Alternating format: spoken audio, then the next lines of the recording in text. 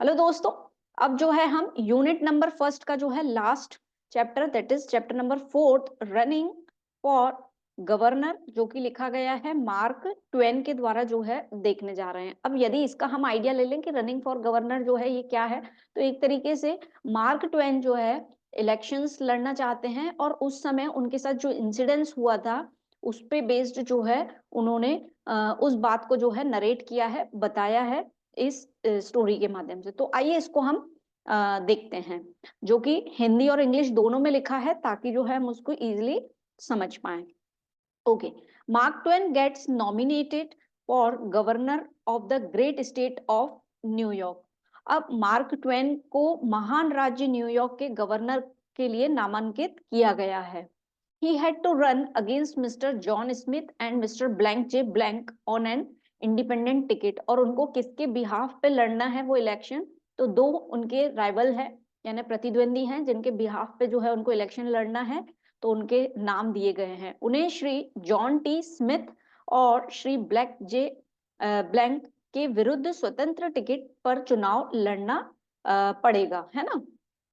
He felt that he had an advantage over his two rivals, and it was that he was a man of fame and good character। उन्हें ऐसा लगा कि उनको एक advantage है इन दोनों प्रतिद्वंदियों के बिहाफ पे कि वो जो है एक बहुत अच्छे इंसान है जिनका कैरेक्टर जो है बहुत अच्छा है, और दूसरा उनका नाम बहुत है। तो उन्हें ऐसा लगा कि ये चीज जो है उनकी हेल्प करेगी इलेक्शन लड़ने में, इसका फायदा उन्हें मिलेगा, है ना। जैसे कि हम पढ़ें, उन्हें महसूस किया कि उन्हें अपने दोनों प्रतिद्वंदियों पर बढ़त हासिल है क्योंकि वह एक प्रसिद्ध और अच्छे चरित्र वाले व्यक्ति थे, तो उन्हें ऐसा लगता था कि वो जीत जाएंगे।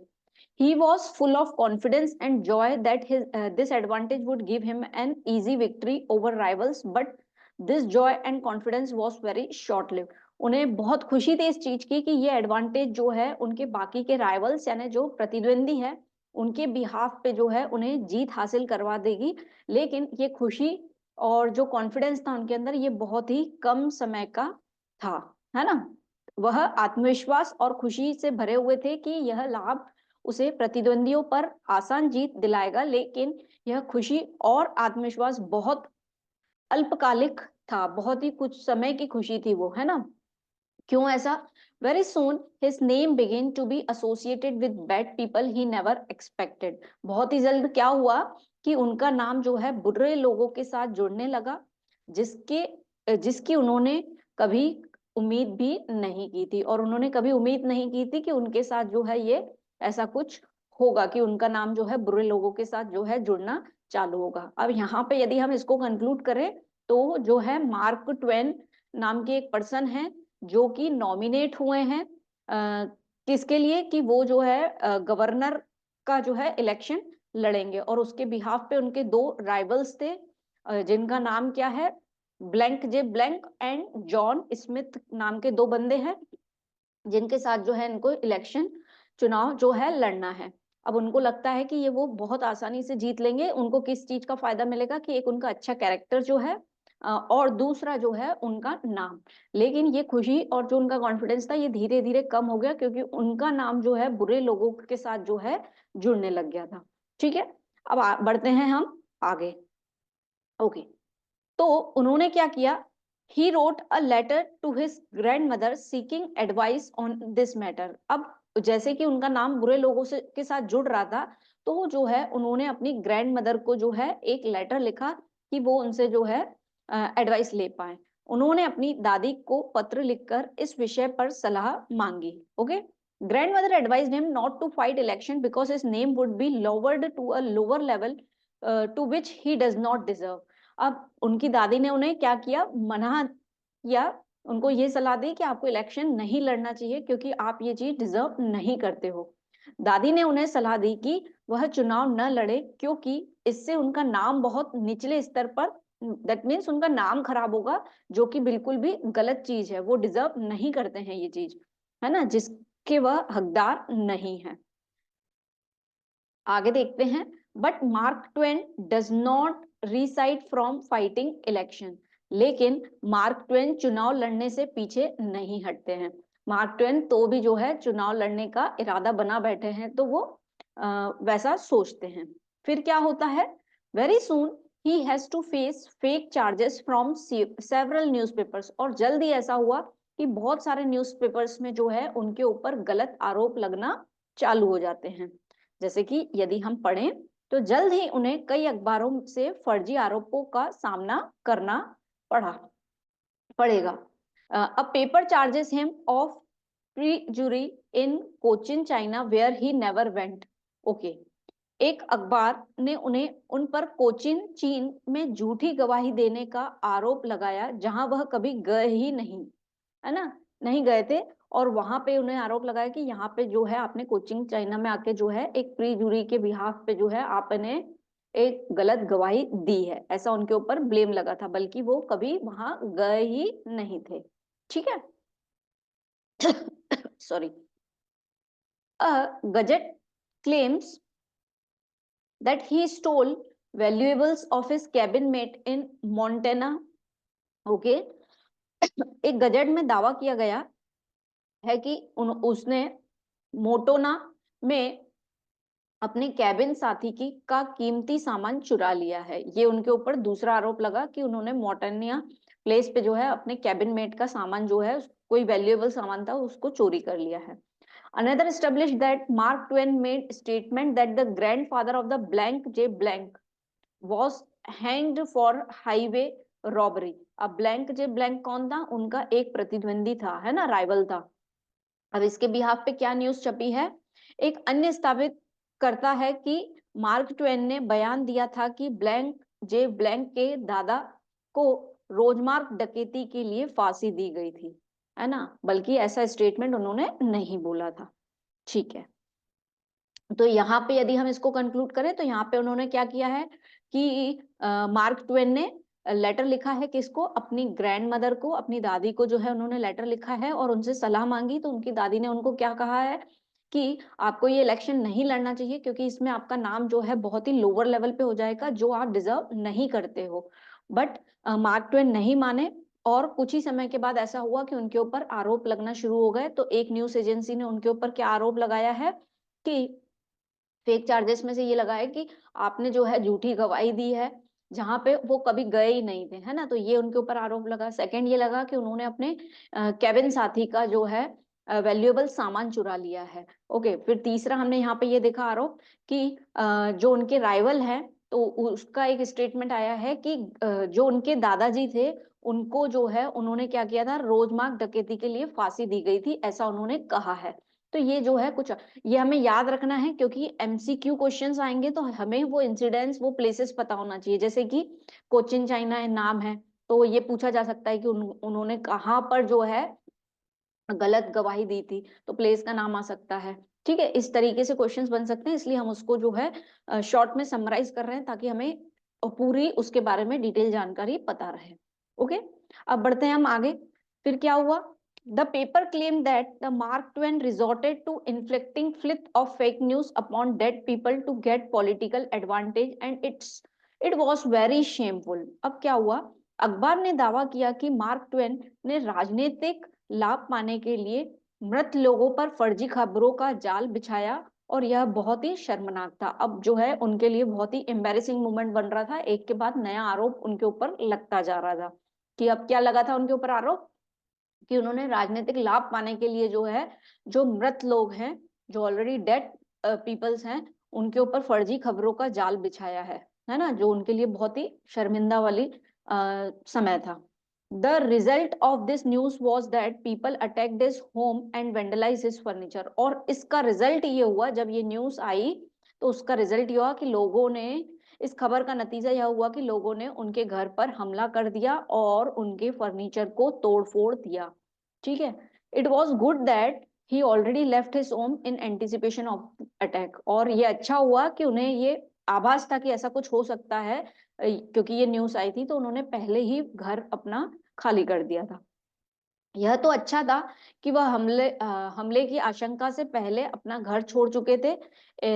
ओके, अब जो है आगे देखते हैं। Another people claimed that people saw him highly intoxicated. दूसरे पेपर ने ये क्लेम किया कि लोगों ने उन्हें जो है नशे की हालत में देखा है। आइए इसको पढ़ते हैं। एक अन्य अखबार में दावा किया गया है कि लोगों ने उसे अत्यधिक नशे में देखा है।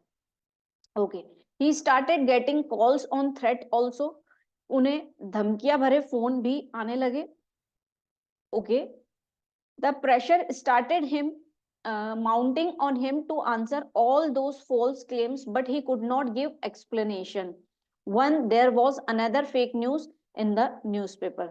ठीक है, उन पर उन सभी झूठे दावों का जवाब देने का दबाव बढ़ने लगा, लेकिन वह एक स्पष्टीकरण दे पाते अखबार में एक और फर्जी खबर आ गई। वो चाह रहे थे कि वो उसको एक्सप्लेन करे कि ये सब बातें झूठी है, ऐसा सोच ही रहे थे, तो वो अपना स्पष्टीकरण या अपना क्लैरिफिकेशन देते। इससे पहले जो है एक और कोई न्यूज आ गई, फेक न्यूज आ गई।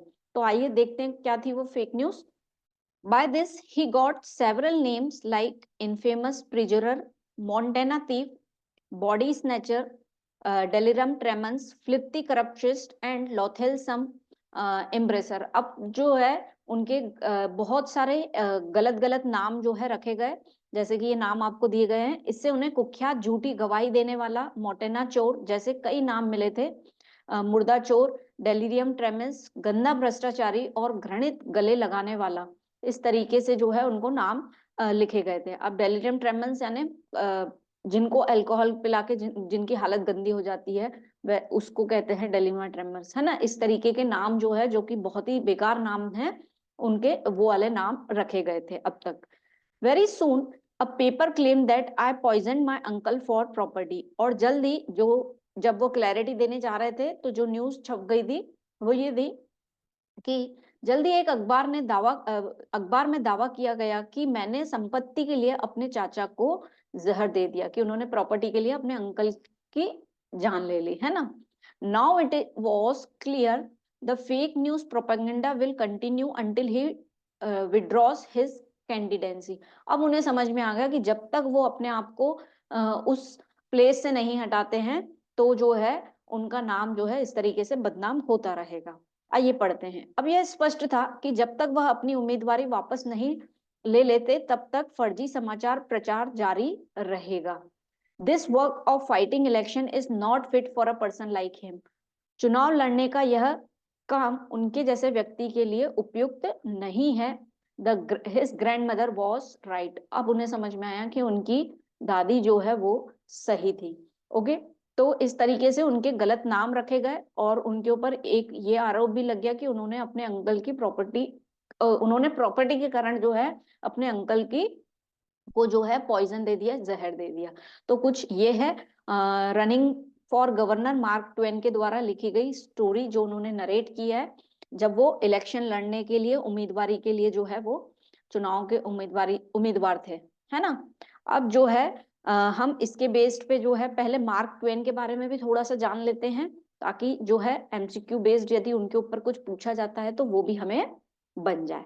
ठीक है, आइए पढ़ते हैं मार्क ट्वेन के बारे में, ताकि यदि हमारे से कुछ एमसीक्यू बेस्ड मार्क ट्वेन के लिए पूछे जाते हैं तो हमें वो जानकारी रहे।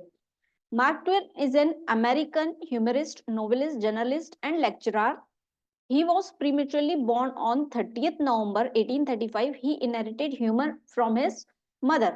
मार्क ट्वेन एक अमेरिकी हास्यकार, उपन्यासकार, पत्रकार और व्याख्या थे। उनका जन्म समय से पहले 30 नवंबर 1835 में हुआ था। ओके, तो जो है उनका बर्थ जो है प्रीमेच्योर हुआ था, तो इसलिए जो है इस तरीके से दिया गया है। उन्हें हास्य अपनी माँ से विरासत में मिला था, और उन्होंने जो ह्यूमर बेस्ड स्टोरीज लिखी हैं, तो ये जो है उनको ये विरासत में अपनी मदर से मिला था।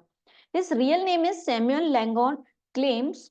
ओके, उनका असली नाम जो है सैमुअल लैंगॉन क्लेम्स है। ओके, अब ये मार्क ट्वेन, फिर इनका क्या नाम है, तो ये इनका पेन नेम कहलाता है। उनका रियल नेम तो सैमुअल है। पेन नेम का मतलब क्या होता है दोस्तों, कि ऐसा नाम जब आप राइटिंग करते हैं, कुछ लिखते हैं बुक्स वगैरह या क्या, तो वो नाम जो है आप उसके लिए चुनते हैं कि जब भी आप बुक्स लिखेंगे तो एक नाम आप चुन लेते हैं और आप उसको जो है यूज करते हैं अपनी बुक्स में, तो ये उनका पेन नेम है। ठीक है, he acquired international fame by his travel narratives.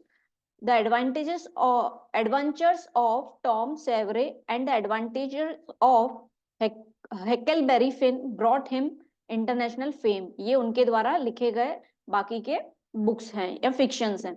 अपने यात्रा वृतांतों में उन्होंने अंतरराष्ट्रीय ख्याति अर्जित की। जब वो इंटरनेशनल ट्रैवलिंग करते थे उससे उन्हें बहुत फेम मिला, बहुत ख्याति मिली। The adventures of Tom Sawyer और एडवांस ऑफ हल्केबरी फिन ने उन्हें अंतरराष्ट्रीय ख्याति दिलाई। ये उनके फेमस राइटिंग्स हैं। ओके, फिर जो है his few other writings are Leaves of Grass, My Kingsman, Major Monix, The Sacred Letter, The Proving Letter।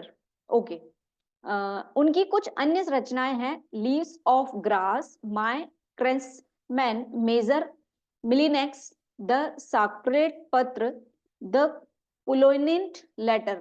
जो है ये उनकी कुछ फेमस राइटिंग्स हैं जो हमें पता होना चाहिए। कभी ऑब्जेक्टिव में पूछ लिया कि मार्क ट्वेन ने इनमें से कौन सा उपन्यास लिखा है, तो हमें पता रहना चाहिए। ओके, ही डाइड ऑन 21 अप्रैल 1910 और उनकी मृत्यु जो है 21 अप्रैल 1910 में उनकी मृत्यु हो गई थी। तो ये जो है कुछ चीजें मार्क ट्वेन के बारे में। तो हमें उनकी अगेन बर्थ डेट याद रखना है जो कि 1835 में हुई थी। फिर जो है उनकी डेथ यदि हम बात करें तो 1910 में जो है उनकी डेथ हुई थी।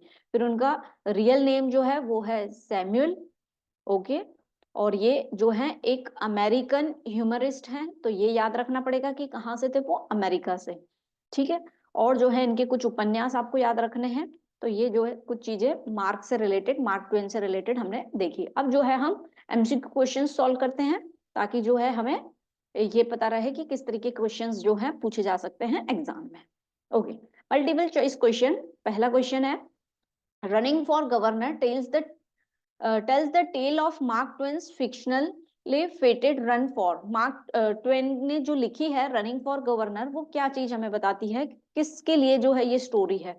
न्यूयॉर्क गवर्नर के लिए थी, न्यूयॉर्क मेयर के लिए, प्राइम मिनिस्टर ऑफ अमेरिका या अमेरिकन प्रेसिडेंट। तो ये जो है इलेक्शन बेस्ड थी कि न्यूयॉर्क का गवर्नर जो है उसके लिए चयनित करने के लिए जो है वो मार्क ट्वेन जो है एक उम्मीदवार थे। तो option A is the correct. Next question, Mark Twain thought that he had a special advantage over the other candidates। Mark Twain को लगा कि उनको जो है और एक स्पेशल एडवांटेज है बाकी कैंडिडेट की अपेक्षा, जो उनके राइवल्स थे उनकी अपेक्षा। तो वो क्या थी एडवांटेज, कि he had a good character, तो ये तो था। और देख लेते हैं, ही वॉज अ रिच, ऐसा उन्होंने नहीं कहा था। अदर कैंडिडेट्स वेर अनपॉपुलर, ऐसा उन्होंने नहीं कहा था। ही वॉज नॉमिनेटेड, वो नॉमिनेटेड थे पर ये उसका एडवांटेज नहीं था। उनका कैरेक्टर बहुत अच्छा था, ये उनको लग रहा था कि ये एडवांटेज होगा जीत हासिल करने में। ठीक है, तो option A is the correct. Okay, आपको क्या करना है, पहले जैसे ही क्वेश्चन आ रहा है आप पॉज करके पहले खुद का आंसर टिक कर लीजिए और फिर आप उसको चेक कर लीजिए कि आपने सही टिक किया है कि नहीं। This is the right way, क्योंकि आपने ऑलरेडी समरी समझ ली है। तो क्वेश्चंस जो है फिर आप इस तरीके से सॉल्व किए करिए तो आपको बहुत हेल्प मिलेगी, है ना। Okay, next, what was discomfort riling that deeps of his happiness. उनको क्या चीज जो है डिस्कम्फर्ट, अनकंफर्टेबल कर रही थी। The discomfort was that he was unprepared to run for the government. क्या वो अनप्रिपेयर्ड थे? नहीं, ऐसा तो कुछ भी नहीं था कि वो अनप्रिपेयर्ड थे। He was not ready to run because he was tired, वो थके हुए थे? नहीं। The discomfort was that he would have to spend a lot of money, उनको बहुत ज्यादा खर्च करना था, खर्च नहीं कर पाते इसलिए वो अनकंफर्टेबल हो गए इलेक्शन लड़ने के लिए? नहीं। The discomfort was that his name would B bended with the shameful crimes and such people. ये चीज डिस्कम्फर्ट कर रही थी कि उनका नाम जो है गलत लोगों के साथ जो है जुड़ गया है, जो कि एक बहुत ही शर्मनाक चीज थी। तो option D is the correct answer. ठीक है, नेक्स्ट क्वेश्चन देखिए, Mark Twain was nominated, Mark Twain जो नॉमिनेट हुए थे तो to become the president of US, नहीं to become the governor, governor बनने के लिए वो इलेक्शन लड़ रहे थे। टू रन अगेंस्ट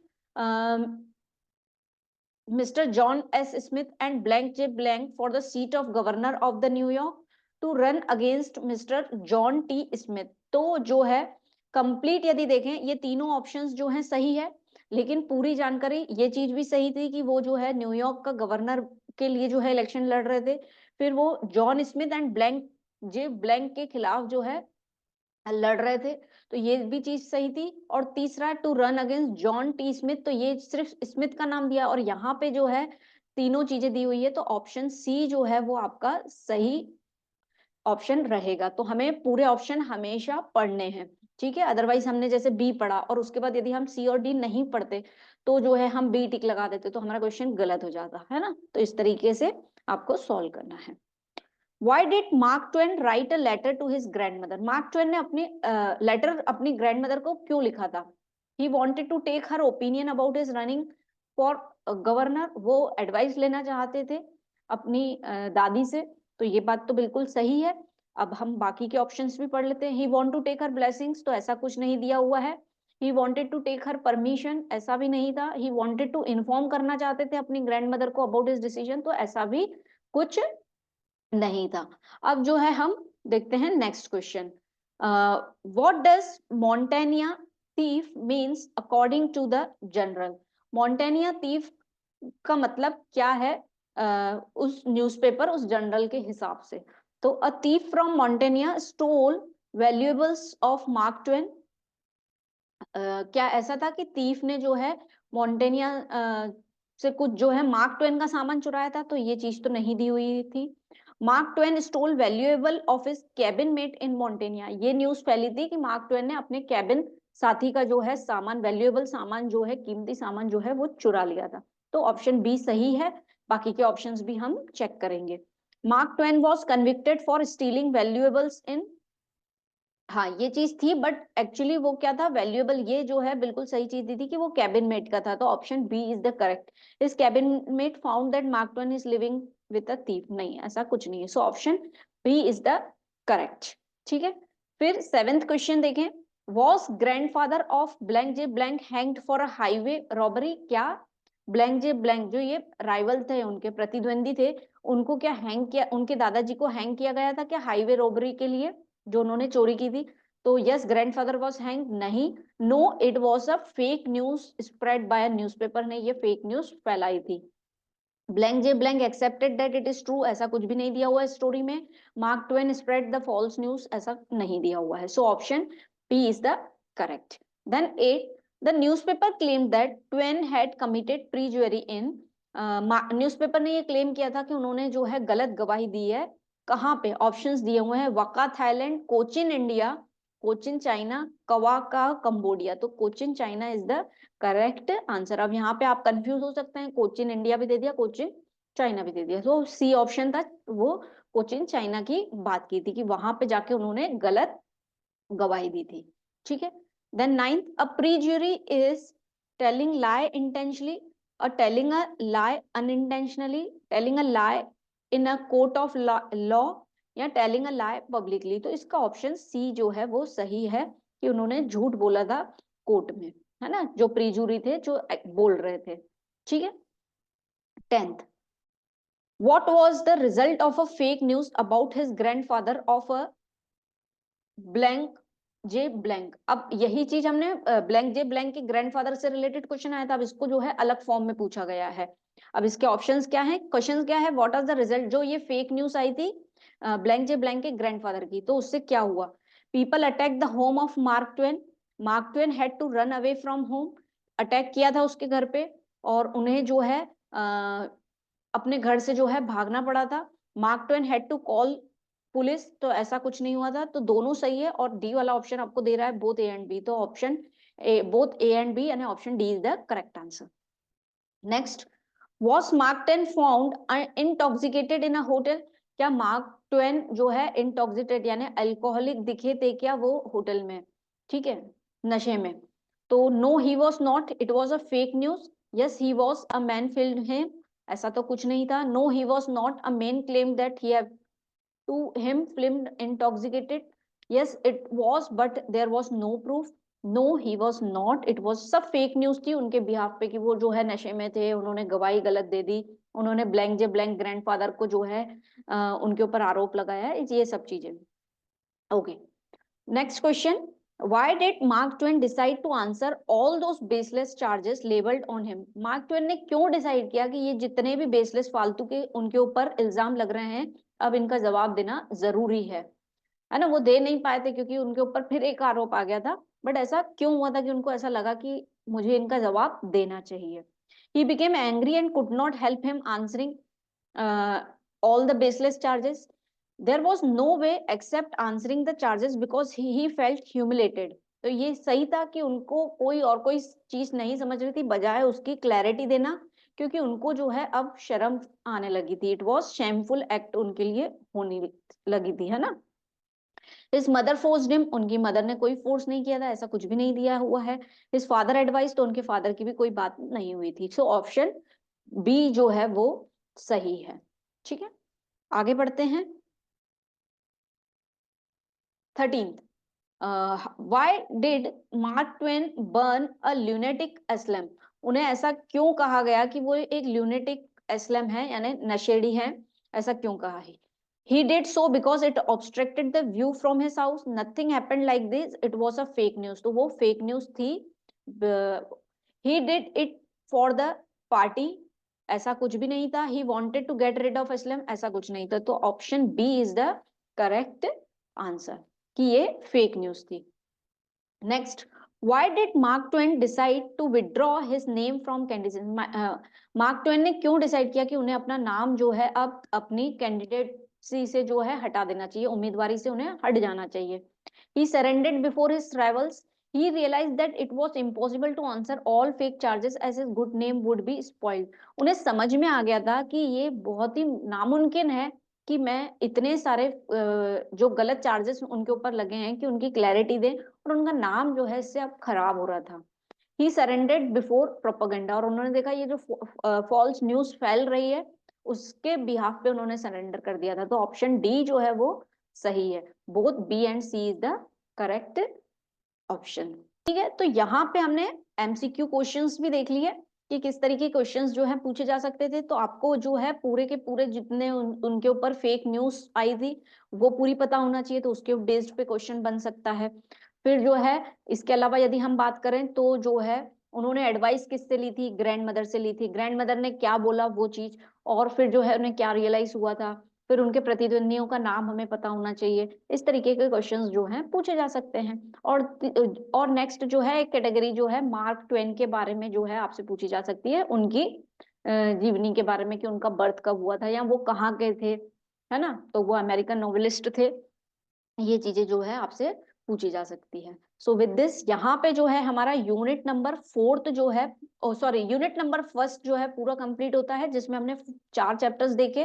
पहला हमने देखा था कि द एक्सप्रेस पोयम देखी थी, फिर world is too much with us second poem देखी थी, फिर थर्ड जो है हमने देखा था स्टीफन ली कॉक ने जो है फाइनेंशियल कैरियर के ऊपर जो है एक फनी स्टोरी लिखी थी कि वो बैंक में फर्स्ट टाइम पर्सन जाते हैं और किस तरीके से उनसे गलतियां होती हैं. और फोर्थ जो है हमने अभी देखा, that is the mark Twain ने जो अपनी पॉलिटिकल कैरियर के ऊपर जो है एक स्टोरी बेस्ड बनाई है. ठीक है, तो यदि आपने बाकी के चैप्टर्स नहीं देखे हैं तो उसको भी देख लीजिए, ताकि जो है पूरी तरीके से वो क्लैरिटी रहे और एमसीक्यू क्वेश्चन जो है हमारा एक भी गलत नहीं होना चाहिए, क्योंकि हमने उसको बहुत अच्छे से व्यवस्थित तरीके से समझा भी है और उसके बेस्ड पे क्वेश्चंस भी सॉल्व किए. और कोई अदर क्वेश्चंस भी आते हैं तो डेफिनेटली हमें बनेंगे, क्योंकि हमें उस चैप्टर के बारे में पूरा नॉलेज है. ठीक है, तो आपने नहीं देखा है तो आप डिस्क्रिप्शन में लिंक मिल जाएगी, आप वहां से उसको बिल्कुल रिवाइज कर लीजिए. ओके, तो विद दिस थैंक यू. फिर मिलते हैं हम नेक्स्ट सेशन में.